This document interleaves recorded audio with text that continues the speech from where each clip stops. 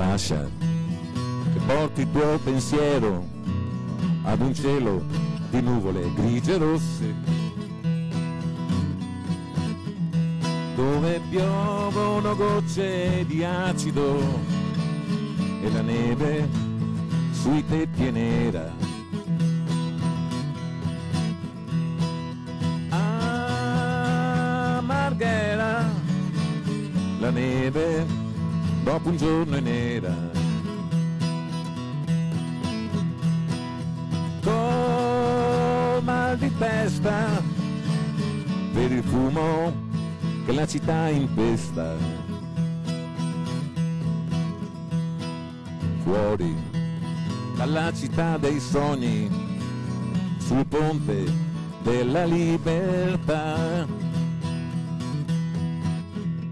dove cielo e mare cambiano ogni giorno di colore per portarti ad una nuova fantasia. Tubi e fabbriche a segnare la fine del sogno, ed il ritorno ad una più triste realtà.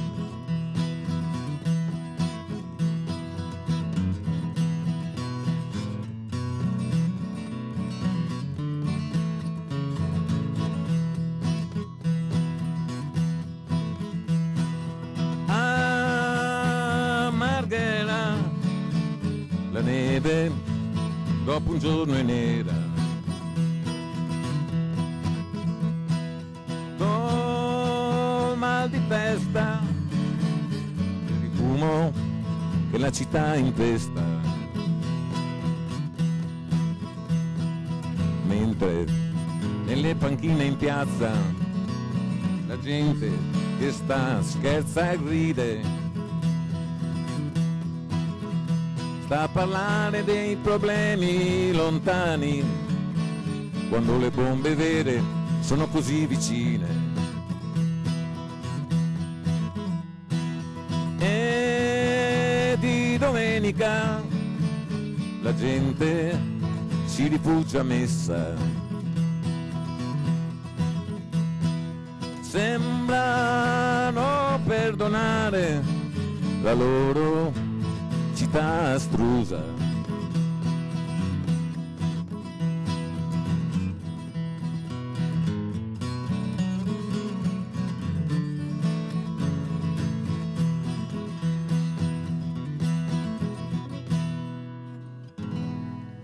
Complimenti Franco, che Grazie. brano ci hai fatto ascoltare?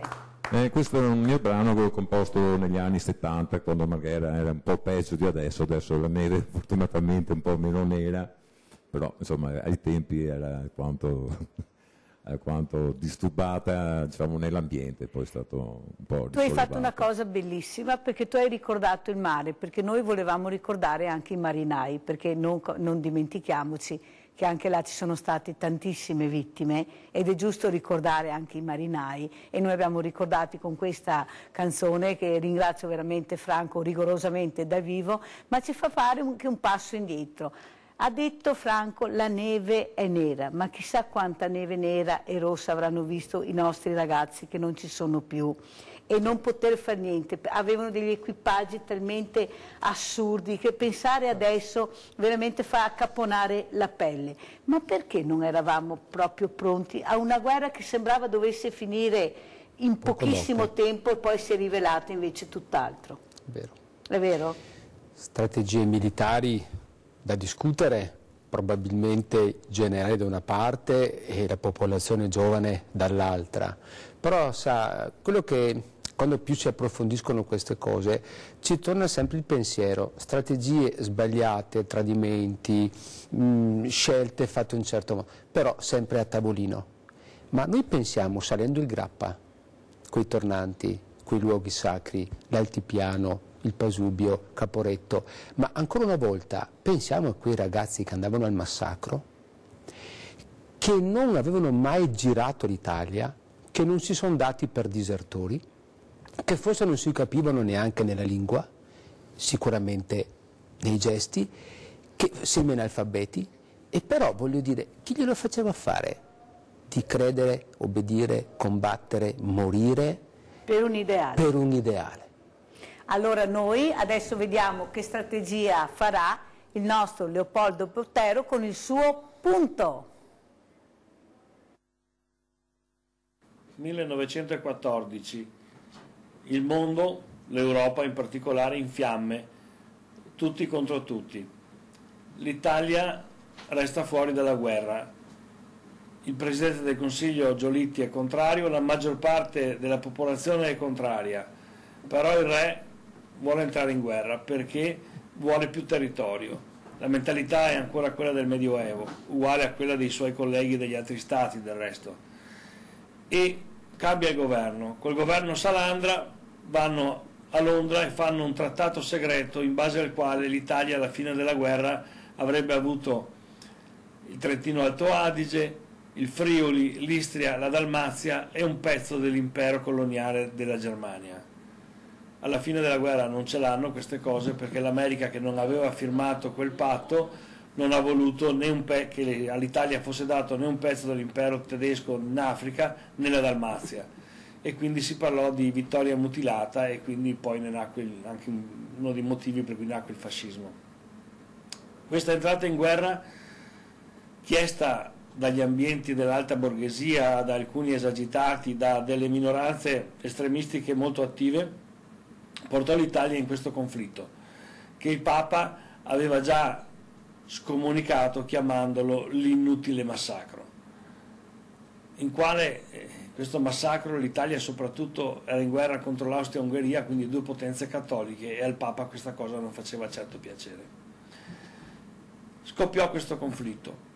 In Italia si combatté sostanzialmente in due fronti: il fronte alpino, quello del Trentino, che finiva sul Grappa, fatto di combattimenti di alta quota, con morti, più congelati che morti in battaglia, un ambiente durissimo che ancora adesso, quando si sciolgono i ghiacciai, ci restituisce i resti di quella che fu 100 anni fa quella guerra. Dall'altra parte invece l'Italia avanzò velocemente verso le frontiere del Friuli. Da ricordare che quando si canta il 24 maggio non è stata l'Austria a invadere l'Italia, ma l'Italia a invadere l'Austria e a minacciare la sua integrità, diciamo, e la sua libertà. Poi 30 anni di retorica fascista hanno fatto diventare una guerra difensiva quella che è stata una guerra invece offensiva e di aggressione. E anche lì, una volta finito lo slancio, con questi ufficiali che guidavano all'assalto davanti alle mitragliatrici con la mentalità del Settecento, dopo aver fatto il primo 500.000 di morti, l'Italia ebbe un crollo e arrivò al Piave. E qui parte l'epopea del Piave, i ragazzi di 17-18 anni. Ora io credo che vada dato il massimo di rispetto ai caduti. Difatti alla fine della guerra tutti i comuni d'Italia, ma non solo d'Italia, girate l'Europa, tutti erano stati devastati dalla morte di decine, centinaia di giovani ventenni, e tutti pensarono di fare, ci fu questa moda, fecero i monumenti. I monumenti che voi troverete in tutti i paesini d'Europa sono i monumenti ai caduti della prima guerra mondiale. Monumento non alla vittoria, monumento ai caduti. E di fronte ai caduti di questa guerra e di tutte le guerre dobbiamo chinare il capo in maniera reverente. Però dobbiamo sapere come sono morti. Non sono morti come lo scemo di Enrico Totti che lanciò la sua stampella contro il nemico, e in quel caso sarebbe stato il caso di mettere in prigione chi l'ha fatto abile e di fare un trattamento sanitario obbligatorio, un TSO anche a Enrico Totti, non mandarlo al fronte. Il problema è che la gente, se non andava all'attacco, dietro aveva la pattuglia di carabinieri che sparava con la mitragliatrice a altezza d'uomo. Chi tornava indietro veniva ammazzato dai suoi, quindi andavano avanti. E così possiamo raccontare tutte le battaglie, senza omettere questa parte che di solito viene saltata. Io vi consiglio un libro e un film, come si fa di solito. Leggete Nulla di nuovo sul fronte occidentale di Remarque, tedesco, e guardatevi il film Uomini contro, che è forse la migliore ricostruzione dell'ambiente in cui si è combattuta la Prima Guerra Mondiale. Alla fine della Prima Guerra Mondiale ci furono talmente tanti morti che l'Europa non si è più risollevata. Prima comandava il mondo, poi è diventata l'ultima ruota del carro. Gli americani con un mese di partecipazione sono usciti come la potenza più importante del mondo. Eravamo talmente indeboliti alla fine della prima guerra mondiale, che fece sostanzialmente solo 8 milioni di morti, che ci furono 18 milioni di morti per la febbre spagnola, che fu nient'altro che una influenza un po' più aggressiva, ma la gente era debilitata da 5 anni di fame e carestia. Crollarono gli imperi centrali. La Russia divenne da un impero zarista a un impero comunista, perché poi non è che la natura dei popoli cambi, no? Sono abituati con lo zar. Si è liquefatto l'impero ottomano, che era prima il rappresentante e la potenza del mondo islamico, e adesso il mondo islamico da allora non ha più avuto un referente e si sono divisi in tanti rivoli, e si posero le basi per quella che fu poi la seconda guerra mondiale. Una cosa da ricordare è che, avendo questa voglia, questa volontà da parte della popolazione di ricordare e onorare i caduti, soprattutto i caduti, perché erano i loro figli, i loro fratelli, fu fatto il monumento al Milite Ignoto, che in realtà è nato come il Vittoriano, doveva essere la tomba dei re d'Italia, ma noi la ricordiamo come la tomba del Milite Ignoto, che rappresenta tutti i caduti di tutte le guerre. Mi raccomando, leggetevi la storia e diventate pacifisti. E noi ringraziamo Leopoldo Bottero per questo importante punto che ha fatto questa sera, grande conoscitore di storia, l'abbiamo sentito, anche perché qualche volta se sbaglio mi riprende subito, però io sono convinta che tutti questi ragazzi morti sono morti per un ideale. Anche essere liberi di fare e di dire quello che pensavano, di combattere per qualcosa in cui loro credevano. Che fosse giusto o sbagliato, ognuno la può vedere alla propria maniera. Però questa per me è stata anche una forzatura di mandare queste giovani vite che non era ancora ben chiaro dove si doveva il punto da arrivare. Cosa dice?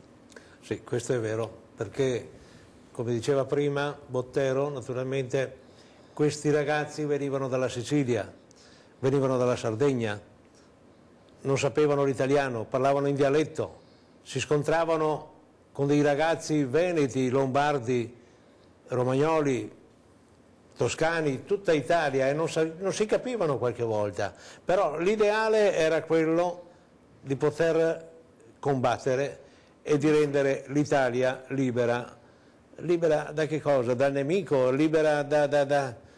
Tante volte non sapevano neanche loro perché combattevano, dovevano combattere, perché davanti trovavano il nemico, di dietro c'erano i carabinieri che gli sparavano se non andava avanti, che forzatura era questa? Tanti disperavano, era una guerra purtroppo come tutte le guerre, io la penso che come tutte le guerre sono guerre inutili, insomma, ecco. Bottero ha nominato il Milite Ignoto, allora io trovo giusto leggere queste righe e poi farvi vedere il servizio.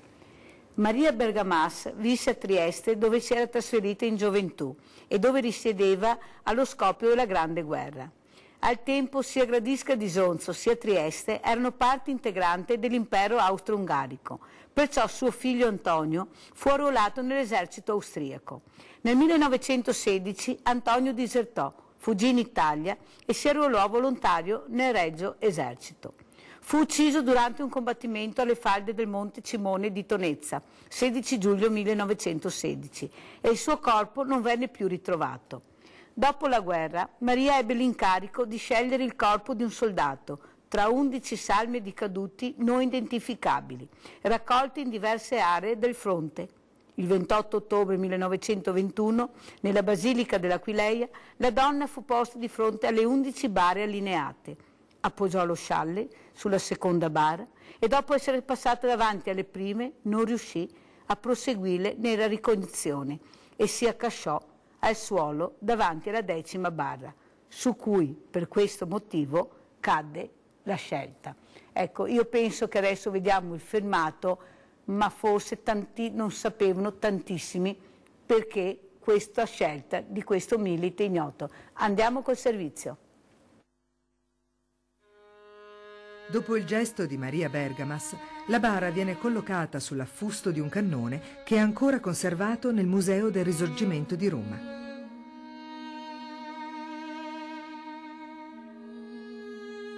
Lo trainano cavalli addobbati a lutto.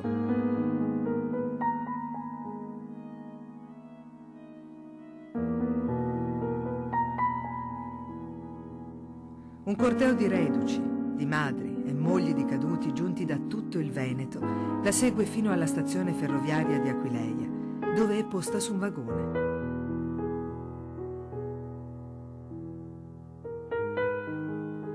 La mattina dopo, in un bagno di folla, il treno si muove. Viaggerà lentamente per 4 giorni sulla linea Aquileia, Venezia, Bologna, Firenze, Roma. 800 chilometri tra 2 ali di gente. È uno spettacolo straordinario e soprattutto spontaneo, espresso da persone di tutti i ceti sociali che partecipano ognuno a proprio modo, in ginocchio, in silenzio, con l'espressione del dolore. Sventolando vessilli e bandiere italiane, oppure lanciando fiori, montagne di fiori.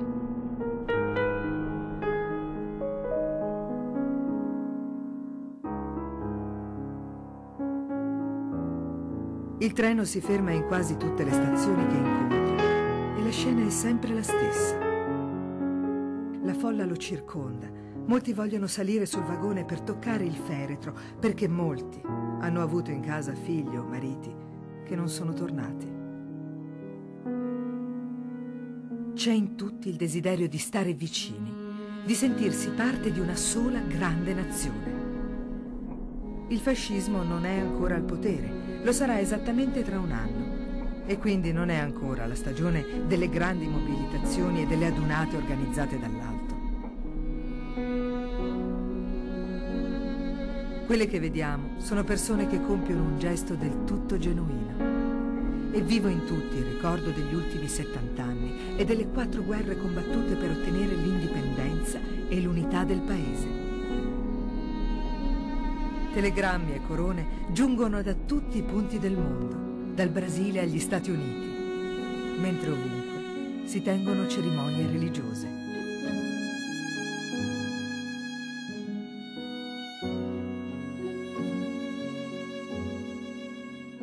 Sul quotidiano La Tribuna del 5 novembre si leggerà: oseremo dire che, per la prima volta, dopo parecchi anni, in quelle sante reliquie, ma soprattutto in quella massa organica di uomini, in quei 1000 e 1000 vessilli di una sola fede, il popolo ha sentito vivere una cosa della quale si era quasi scordato, o si era ricordato solo per irriderla. Ha riconosciuto lo Stato. Incredibile a dirsi, ha applaudito lo Stato. Danilo, abbiamo visto tanta gente, tanti fiori, questo saluto al caduto, come ricorda Botero, e non alla guerra. Cosa vorresti dire? Cosa ti senti quando, vedendo queste immagini così forti, questa gente veramente che si aggrappa pur di toccare questa salma che rappresenta tutti, rappresenta la nazione, rappresenta tutti noi, cosa provi? Provo ancora molta emozione e trovo che tutte le persone che hanno salutato il passaggio del Milite in Otto, molto probabilmente ognuno di loro avrà avuto un familiare morto in guerra. Questo Milite in Otto rappresentava un loro congiunto. Sì. Questo scialle di questa mamma che non ce la fa più, la lascia cadere sulla 10ª barra, dice molte cose, il silenzio delle volte parla di più delle parole. Sì, è una cosa molto, ma molto emozionante. Quante mamme in quel momento lasciavano i loro scialli, quante mogli lasciavano i loro scialli, i bambini, ma è possibile ancora parlare di guerra nel 2000 e che siamo adesso e 18? Dovremmo parlare di questo.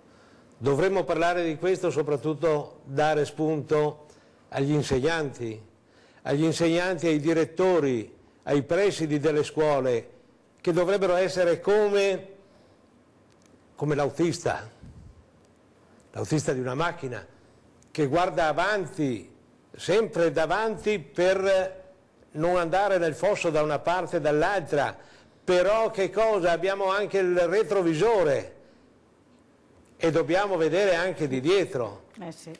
Questi signori dovrebbero essere più coincisi con questi ragazzi e ricordare il sacrificio che hanno fatto questi giovani ragazzi, che non l'hanno fatto per niente. Purtroppo ci stiamo dimenticando quello che loro hanno fatto, senza motivo, senza sapere il perché. E il benessere che oggi noi ci troviamo lo dobbiamo soprattutto a loro.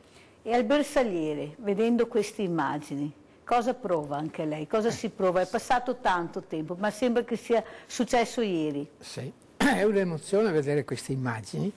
Io sono stato circa 10 anni fa, hanno rifatto la stessa strada col treno che è partito da Trieste e è andato a Roma. Io sono andato a Castelfranco con la mia bandiera e ho salutato il passaggio di questo. È stata una cosa molto emozionante. Cioè il Milite Ignoto è nei nostri cuori. Sì. Perché abbiamo tanti ragazzi nei nostri cuori. Sì.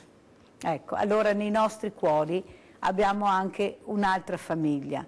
Abbiamo la famiglia dell'assegno, che anche questa settimana, anche per questa famiglia che ha perso una figlia a 32 anni, poveretta Daniela, abbiamo dato il vostro assegno. Andiamo a vedere. Ciao grande famiglia di Rete Veneta, oggi siamo davanti al municipio di Carbonera perché andiamo ad aiutare un'altra coppia che voi conoscete e il sindaco Mattiuzzo ci aspetta. Andiamo! Siamo con il sindaco che è stato gentilissimo perché fra poco anche un matrimonio, però questa coppia cerchiamo di aiutarla. La saluto sindaco, buongiorno. Buona giornata grazie, anche a voi. Allora entriamo sindaco, certo. Cosa dice? Che così se lei è impegnatissimo, prego.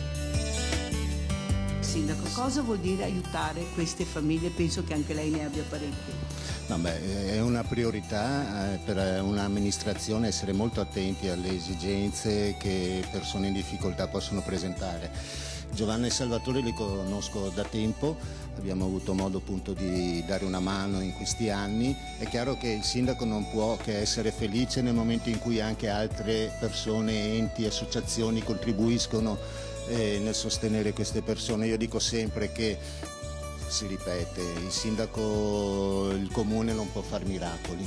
I miracoli però ci possono essere nel momento in cui si crea una rete di solidarietà in cui non c'è solo un elemento ma ci sono più elementi che insieme contribuiscono a risolvere e dare una mano in queste situazioni. Quindi io credo che questo dovrebbe essere proprio lo spirito che anima una comunità. Sono felice perché Rete Veneta contribuisce a questa rete, mi auguro che insomma questa rete si allarghi sempre di più e che maturi veramente una cultura che vada incontro a queste esigenze. C'è un'emergenza a casa purtroppo, anche questa coppia è in graduatoria per ottenere un alloggio. Come siamo messi con le graduatorie e daremo una mano a questa coppia, sindaco? Purtroppo ecco, la difficoltà degli alloggi c'è. Ci sono casi che noi abbiamo anche in questi giorni in cui persone con lo sfratto esecutivo non hanno possibilità di trovare alloggio e vengono da noi a chiedere un aiuto. Anche qui credo che sia importante creare un po' questa disponibilità da parte dei nostri cittadini, perché alloggi ce ne sono che possono essere dati in affitto nel momento in cui c'è anche un po' una garanzia da parte di un'associazione, che io credo che anche la gente dovrebbe avere un po' di fiducia nel concedere anche in affitto, soprattutto a persone che nel tempo hanno sempre dimostrato una grande serietà e anche impegni presi e mantenuti. Quindi ecco, diciamo che va considerato anche questo. Poi, ripeto, noi abbiamo anche come amministrazione, come area servizi sociali, una linea che intendiamo sempre mantenere, che è quella di aiutare. Nello stesso tempo però chiediamo alle persone anche un loro impegno ad affrontare insieme un percorso che possa aiutare anche queste persone a uscire da un periodo di difficoltà. Quindi nel momento in cui noi troviamo le persone in difficoltà chiediamo ok, riusciamo insieme a creare un progetto, un percorso per vedere come si può dare una mano a venirne fuori, bene, ci siamo.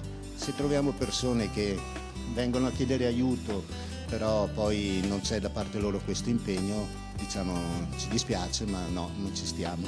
Siamo in emergenza assoluta per quanto riguarda appartamenti da dare a queste persone che sono in grande difficoltà e in disagio, perciò pensiamo che tutti quanti dobbiamo fare un passo un po' più avanti perché queste graduatorie vengano definite. Cosa vorresti dire al tuo sindaco? Io vorrei dire che deve pensare pure per noi, perché noi siamo venuti sempre qua. Quindi qualsiasi cosa, da quando c'era mia figlia ancora viva che aveva sempre problemi, siamo venuti sempre qua. 1 anno e mezzo che abitiamo, cioè da quando è morta mia figlia e non possiamo più pagare la casa, che con 296 euro al mese, cosa dobbiamo fare? Cosa dobbiamo fare? Lui non lavora, ha avuto il posto dalla cooperativa alternativa l'anno scorso per 3 mesi, lavorare nei cimiteri, aprire e chiudere 5 cimiteri. Io non riesco, a volte non riesco manco ad avere il detersivo per la lavatrice. E tu Salvatore cosa vuoi dire al tuo sindaco? Il sindaco è qua, il sindaco lo sa, io voglio una mano, signor sindaco. Che facciamo? Io non so che cosa devo dire, lei... Mi hanno bloccato pure la carta REI pure, me l'hanno bloccato. Non so il motivo perché. Non è bloccato. E il Veneto, nella zona Veneto dice che per ora sono bloccati le carte REI. Cosa dice lei? Rei, come mai non arriva? Beh, adesso anche per quanto riguarda il REI poi ci sono determinate regole, parametri, paletti che vengono messi, poi qui dal 1° luglio probabilmente questi paletti mi risulta che dovrebbero essere tolti, quindi cambia ancora una volta questa situazione. Io ripeto ancora certo da che parte... sindaco, scusi, sentir parlare di REI, sentir parlare di paletti mi sembra una cosa veramente un controsenso all'italiano nel vero senso della parola. Ma non mi metto qui a discutere su questi aspetti. Non è che puoi pensare che il sindaco risolve i problemi della bacchetta magica, questa è la realtà, però no, è capire soprattutto qual è il percorso più utile e giusto da fare, insomma questo sì.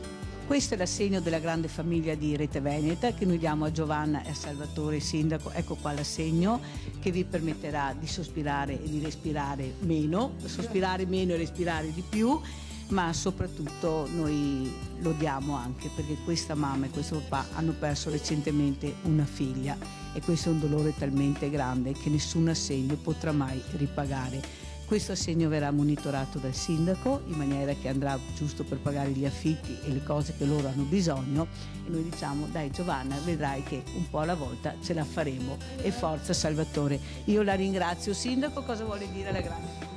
Ma no, io ringrazio perché, ripeto, sensibilità di questo tipo sono importanti e insieme possiamo fare grandi cose, da soli è un po' più difficile, quindi grazie ancora. Grazie e grazie ancora a voi e alla prossima settimana.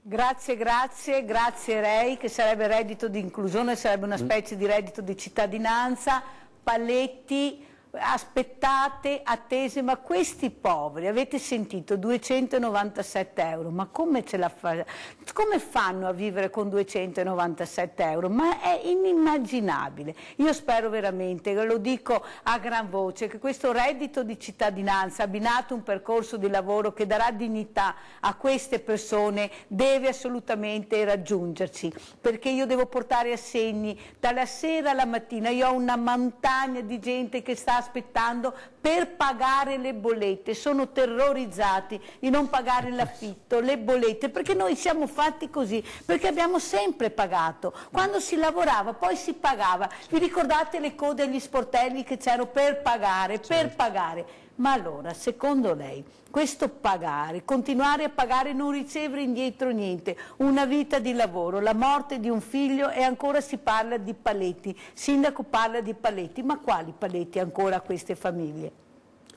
Purtroppo c'è di mezzo anche la burocrazia. Quando vedo queste cose naturalmente dico ma l'ente preposto per pagare si sarà sempre sbagliato o ha perso tutte le carte, perché è impossibile che delle persone che hanno lavorato anche poco, che abbiano lavorato, abbiamo degli esempi eclatanti anche, che chi lavorava 15 anni, 6 mesi, un giorno andava in pensione. Sì. Andavano in pensione a 35 anni. Da 35 anni fino a 65-80 anni hanno preso loro, questi signori, la possibilità di poter aver pagato la loro pensione con i loro contributi che davano all'INPS? Penso proprio di no. Manuele Bozzetto, anche lei, sentendo questa mamma, sentendo questo papà, veramente questa gente del territorio che non ce la fa, vengono al banco alimentari, però vedete manca il detersivo, ma manca tutto, ma soprattutto stanno perdendo la loro dignità, sono senza denti, non hanno più niente. Poi questa tragedia immane che è la perdita di un figlio, non dimentichiamolo mai, che nessun tempo mai metterà fine a questo dolore immenso, e qua ritorniamo alla guerra, ma ritorniamo anche ai tempi nostri. La guerra non ha insegnato niente allora? La guerra non ha insegnato nel momento in cui le troppe leggi in Italia, la troppa burocrazia purtroppo è nemica del bene. Secondo me, agendo sulla fiscalità locale, dovrebbe essere l'ente locale che è messo in condizione, i regolamenti sono d'accordo, vanno a disciplinare a chi va il denaro.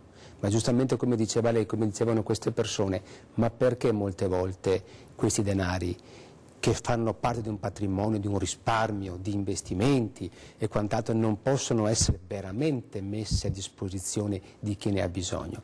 Vede, credo che da questo punto di vista lo Stato è lontano, molto lontano, è indifferente e pregiudica quello che è un vero bisogno. Quindi una politica locale credo che dovrebbe veramente contemplare la libertà, dimostrando poi nero su bianco quello che si dà e a chi e perché e per come, di secondo me dare dignità, ma giustamente molti cittadini come possono realmente rispondere a questi bisogni reali?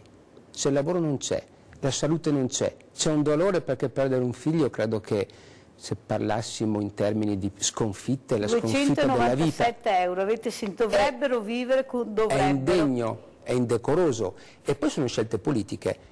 Credo che, ripeto, i denari dovrebbero essere comunque messi nero su bianco e a disposizione anche di qualunque controllo, però credo che prima del controllo di legge c'è la dignità dell'uomo, della persona, della famiglia, e forse neanche le guerre hanno insegnato che prima viene la persona e poi la burocrazia, ed è un'altra sconfitta secondo me. È un'altra sconfitta. Allora noi le sconfitte cerchiamo di superarle, e come? Guardiamo il Banco Solidale, che non è una sconfitta, è una nostra e vostra vittoria. Andiamo!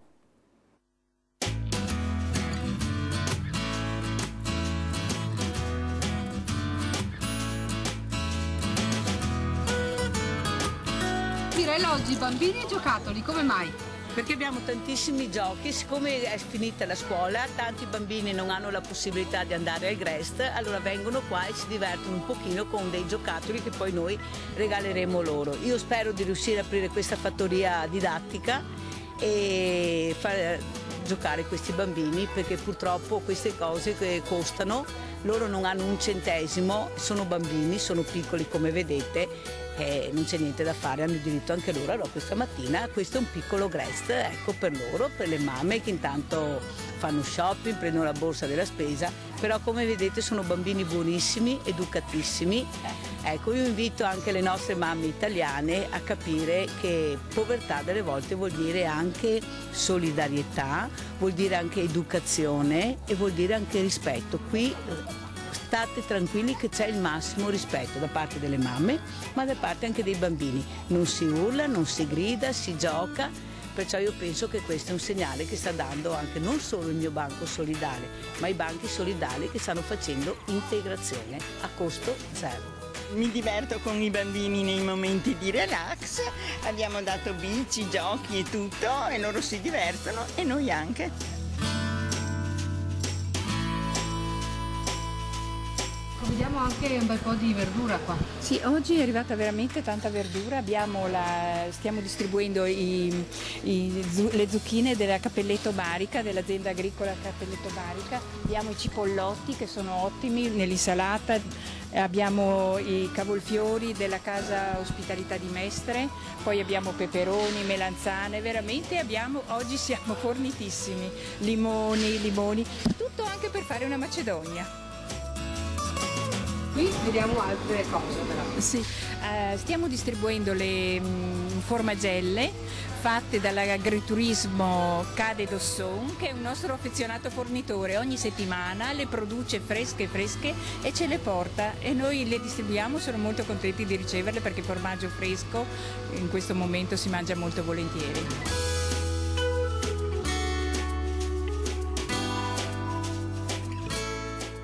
Mirella, dove sta andando con la bicicletta? Sta andando col nostro ragazzo ribelle. Vediamo se riusciremo a inquadrarlo un pochino. Vediamo. Io ci provo. Vediamo se ha voglia anche lui di cambiare un po' la sua vita. Basta che sia la volta giusta. Ma io provo, vediamo.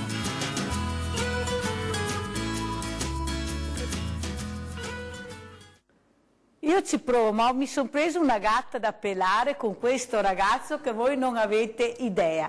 Ma siccome io so che questo ragazzo nel suo profondo sarebbe anche un bravo ragazzo, però ha un vissuto che non vi racconto, è una cosa incredibile. Questo ragazzo cosa ha subito, cosa ha patito, su che situazione è cresciuto, perciò delle volte non hanno tutte le colpe. Certo che da sola non posso farcela, perché anche se lui viene da me, ma nel momento che io lo lascio, lo riporto a casa e ritorna nel baratro che è la sua casa, tutto il mio lavoro svanisce. Allora anche qua io ho bisogno di strutture. Questo ragazzo è già andato via da una struttura, da una comunità.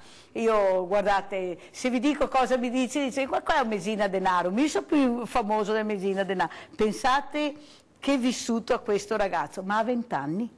Se non proviamo a cambiarlo un pochino, a salvarlo, però non so se ce la farò, è difficilissima questa impresa, però io ci provo perché la sua mamma viene al Banco Solidale, anche lei non vi dico com'è presa, e perciò io tento, dopo non so se andrà a buon fine, vediamo anche lui se ha voglia, perché anche lui ce la deve mettere tutta, però io una cosa che dico sempre è che bisogna cercare di capire anche il profondo di questi ragazzi, perché voi non avete idea cosa io vedo e sento quando entro in queste case. Allora intanto volevo anche ringraziare questa busta che è arrivata, che non me la dimentico, questa è arrivata al Banco Solidale, sono 100 euro, eccoli qua, che ringrazio questa signora, pensate, loro mettono il mio nome, è Rosanna.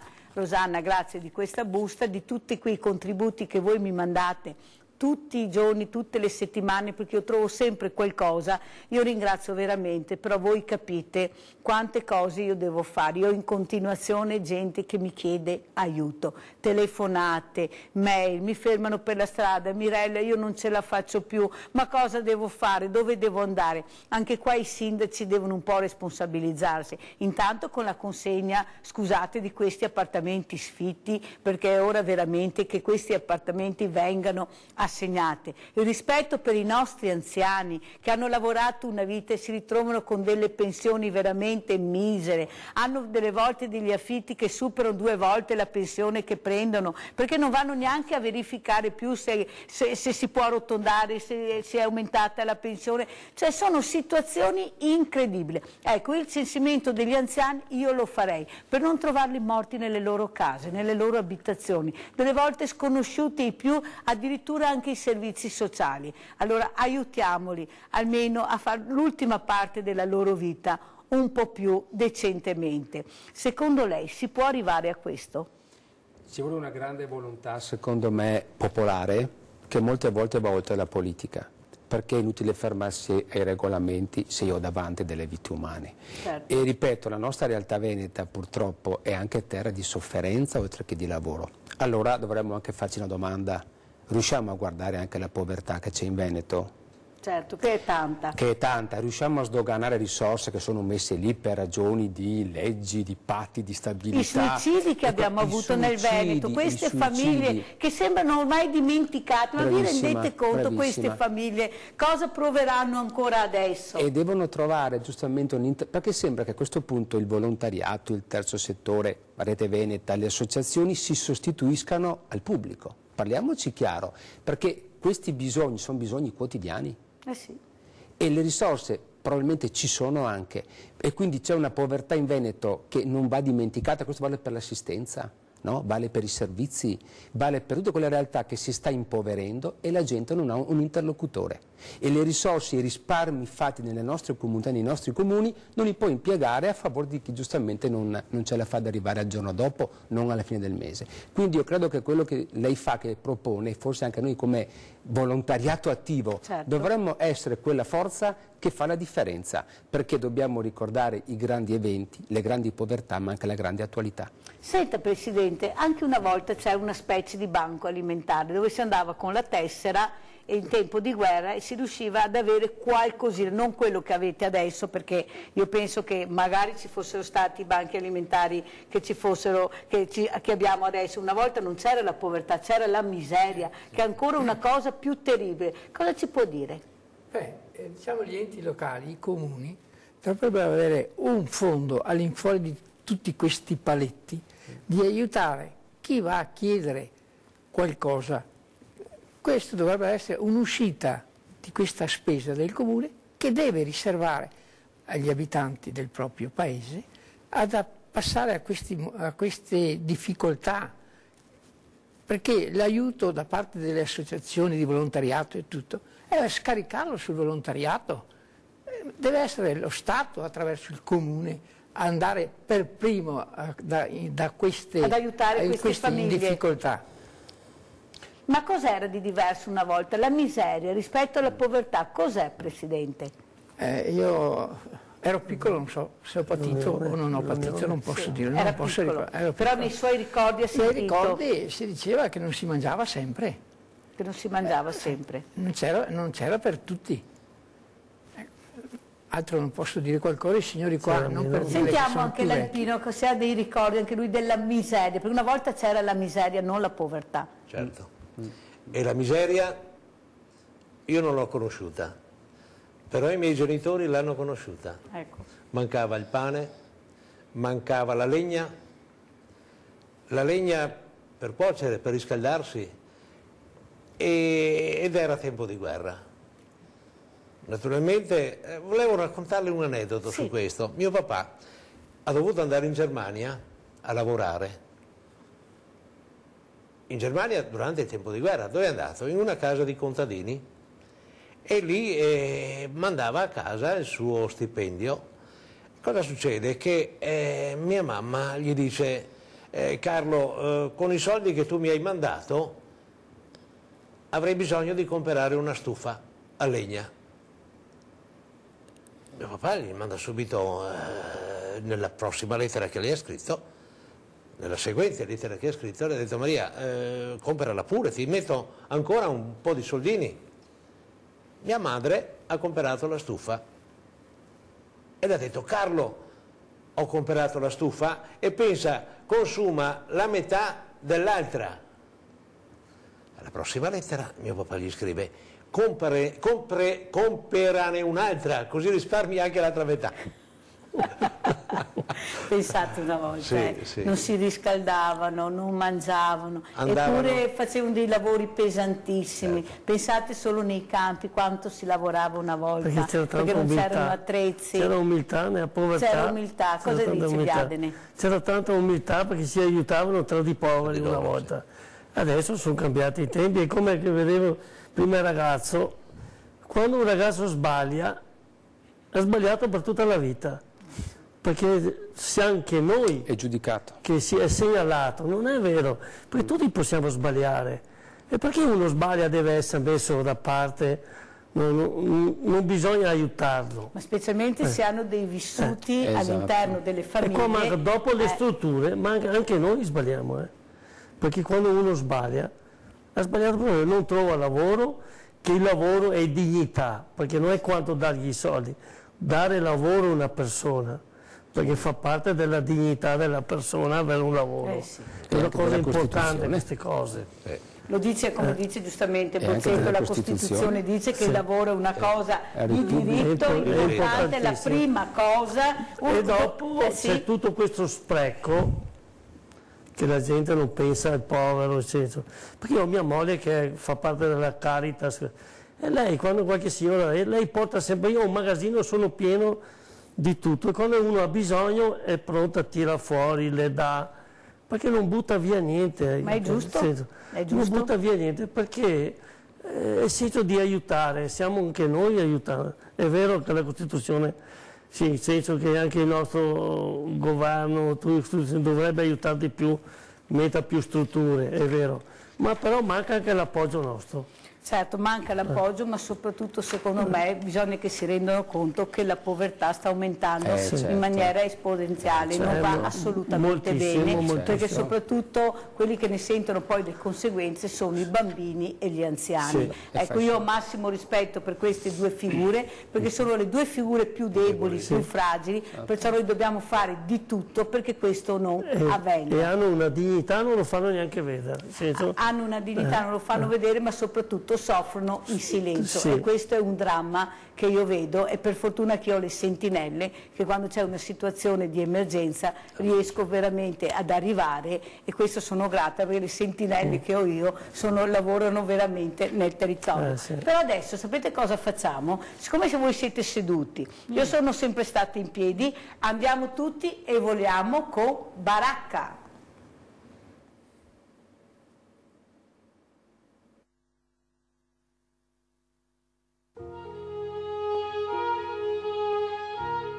Sono passati 100 anni dall'ultimo volo, da quella missione che gli costò la vita. Si ricorda oggi, a un secolo dalla sua scomparsa, Francesco Baracca, asso del volo, eroe italiano durante il primo conflitto mondiale. Dopo la formazione militare, avvenuta in parte anche all'estero, Baracca rientra in Italia per la guerra. Nel luglio del 1915 esegue voli di pattugliamento ed ottiene la prima vittoria il 7 aprile del 1916 ai comandi di un Nieuport con il quale abbatte un aviatica austriaco. Per le sue azioni di guerra riceve una medaglia di bronzo, 3 d'argento, la croce di Cavaliere dell'Ordine Militare di Savoia, la croce di Cavaliere Ufficiale della Corona belga ed infine la medaglia d'oro con la quale viene premiato per l'abbattimento del 30° aereo nemico sul monte Kaberlaba, sull'altopiano di Asiago.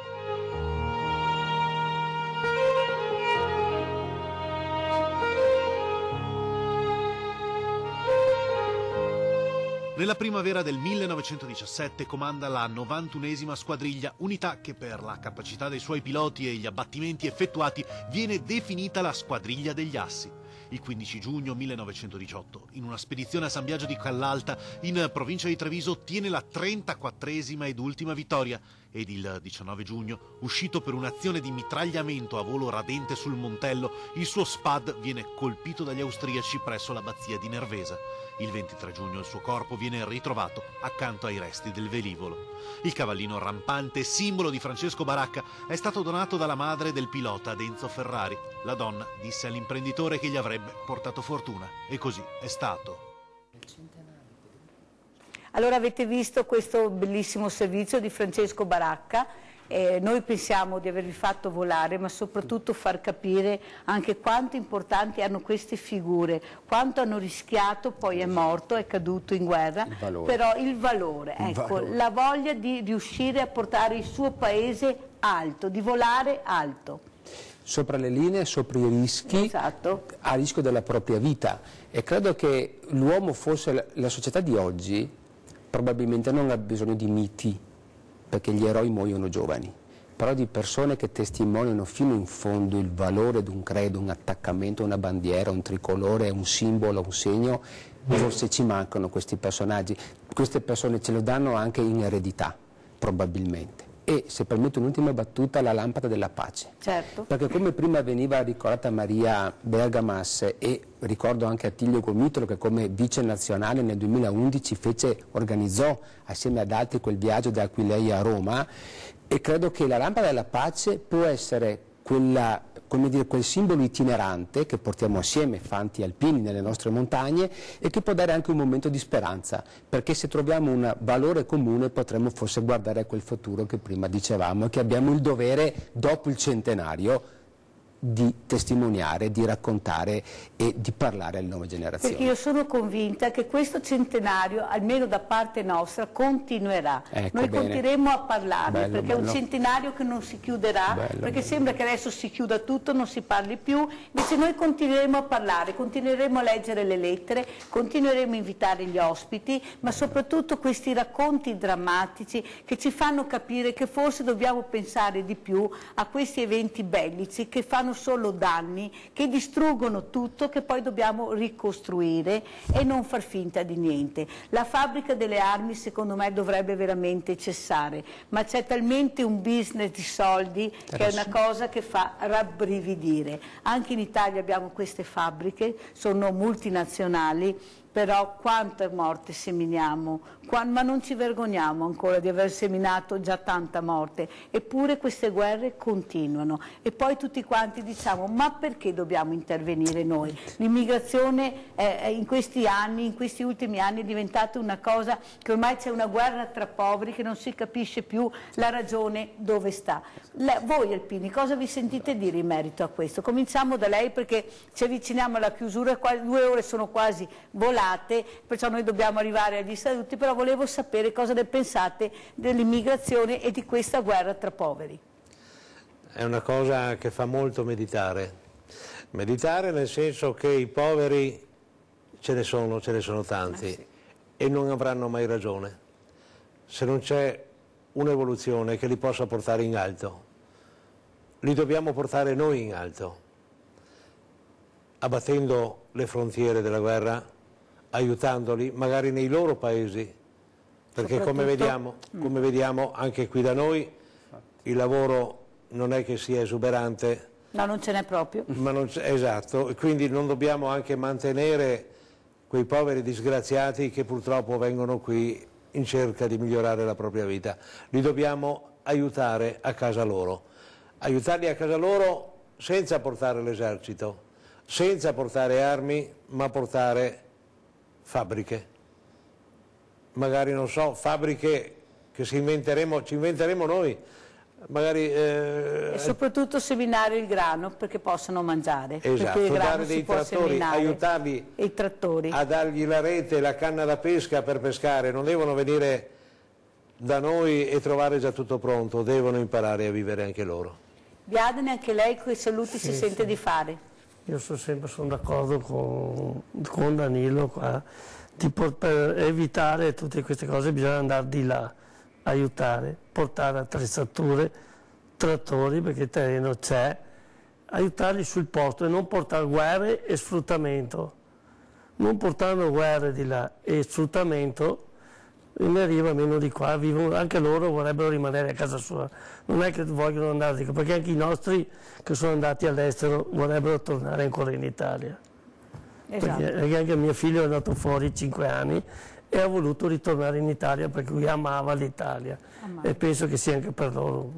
Un saluto dal Presidente Bozzetto. Sì, ricordando appunto che e convenendo che il profugato nostro è stato togliere appartenenze, andare all'estero, costruire città, ponti, lavoro, benessere, quindi c'è una considerazione da fare in questo senso. Profugato è stata una cosa, la nostra immigrazione ha voluto dire sofferenza, lavoro e in altri luoghi, in altri stati. E il saluto vuole essere questo, il proposito penso di oggi, celebrando il centenario, celebrando il Grappa, il Piave, ma anche l'altopiano di Asiago, fatemelo dire, io credo che possa nascere anche a livello di collaborazione, è un messaggio che lancio, certo. Facciamo alcune cose assieme, pur nelle nostre identità, però diamo un valore, diamo un segnale, diamo una prospettiva e assieme a voi facciamo sociale, riscriviamo la storia, perché giustamente prima Leonardo diceva alcune cose non le sappiamo, ce le hanno fatte a leggere e studiare, probabilmente le cose stavano un po' diversamente. Bene. Ed è un impegno civile per il quale siamo pronti ad adoperarci. Un saluto veloce anche dal Presidente Bersagliere. Bene, io sottoscrivo quello che hanno detto questi signori, la mia associazione è molto piccola, ma nel piccolo si cerca di aiutare anche i grandi Ecco. E aiutare questi che arrivano, sì, è meglio a casa loro, nel senso di aiutarli a casa loro, di mandare, come dicevano, i trattori piuttosto che armi, mandare le sementi, perché la terra là, seminare. Allora di tutti più delle nostre assieme terre. abbiamo seminato, speriamo questa sera, speriamo di raccogliere qualche frutto e vi lasciamo con il bellissimo brano che ci chiuderà questa seconda parte del nostro amico chitarrista Franco. Sì, vogliamo verso il sole, la canzone si chiama Look into the Sun. Perfetto.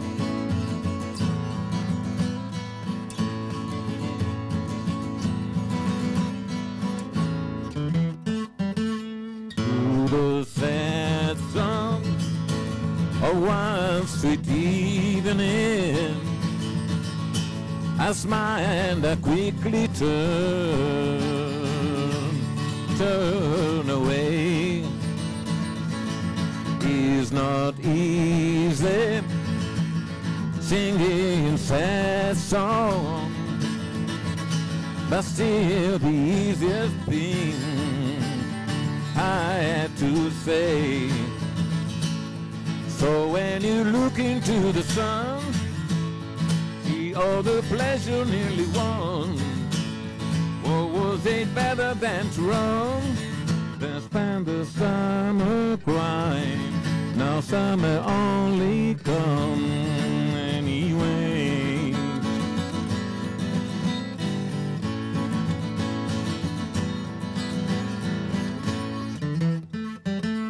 I have waited for time to change her. The only change that came was over me. She pretended not to want to love. I think she was only fooling me. So when you look into the sun, see all the pleasure nearly won.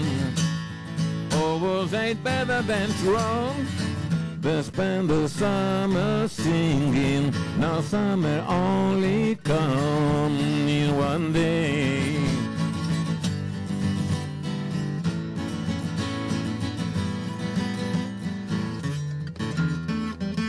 So if you hear my sad song singing, remember who and what you nearly had. It's not easy singing sad songs, but think the only thing to make me glad. So when you look into the sun, see all the pleasure nearly won. Or was it better than to run, than spend the summer singing? Now summer only come in one day. Ciao a tutti, ciao, alla prossima, ciao.